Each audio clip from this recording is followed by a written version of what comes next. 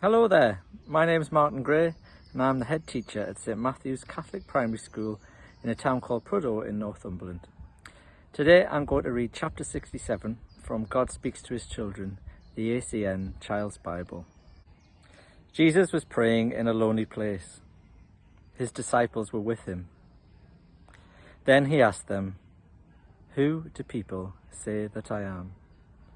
They replied, "Some say you are John the Baptist, others say Elijah, or one of the other prophets who has come back." "And what about you?" asked Jesus. "Who do you think I am?"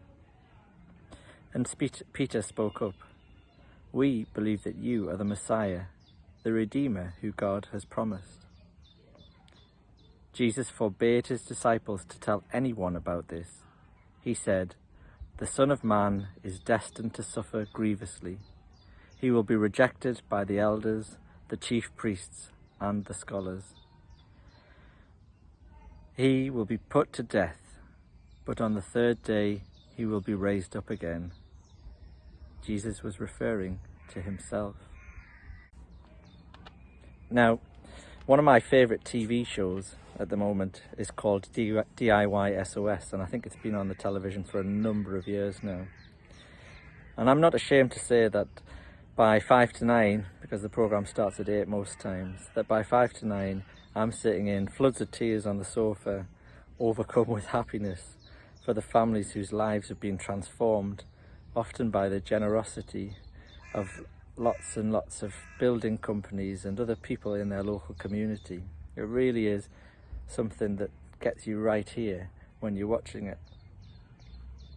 One thing strikes me when I'm watching that show though, and others like it, and it's the words that we often hear the recipients of the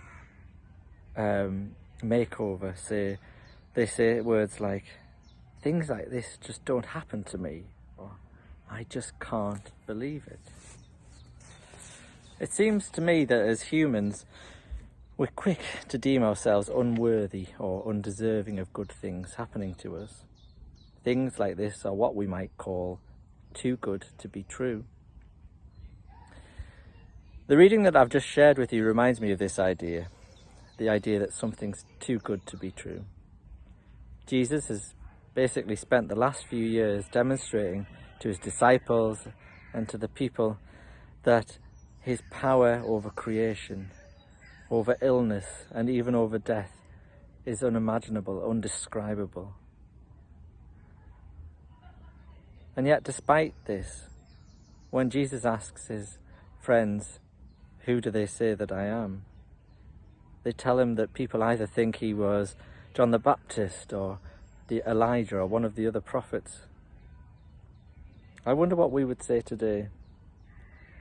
If a man demonstrated such immense feats of power and love, I can pretty much guarantee to you that we would quickly call them out as fake news or as a magician of some sort. We wouldn't be able to believe that such goodness existed.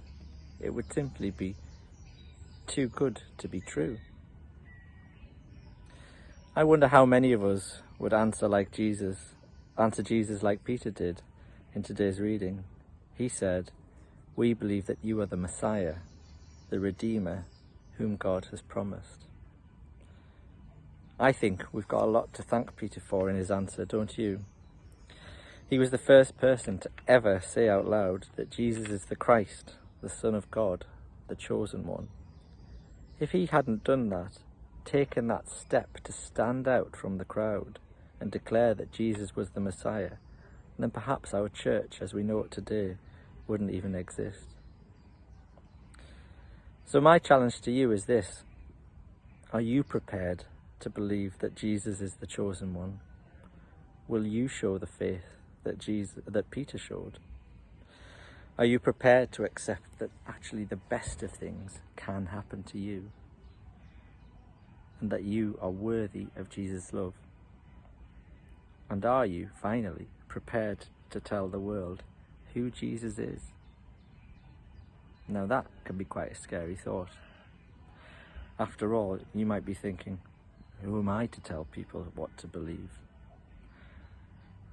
Finding the right words to express your belief in who Jesus is can be hard, especially when you're so young. That's why at our school, St Matthew's, we let our actions speak for themselves. We have a mission statement that's built on the lyrics of one of my favourite songs called Life Song by a band called Casting Crowns. And in Life Song, one of my favourite lyrics is, "May the words I say and the things I do make my life song sing to you." At our school, we understand that our life song is our way of expressing to the world that we know who Jesus really is.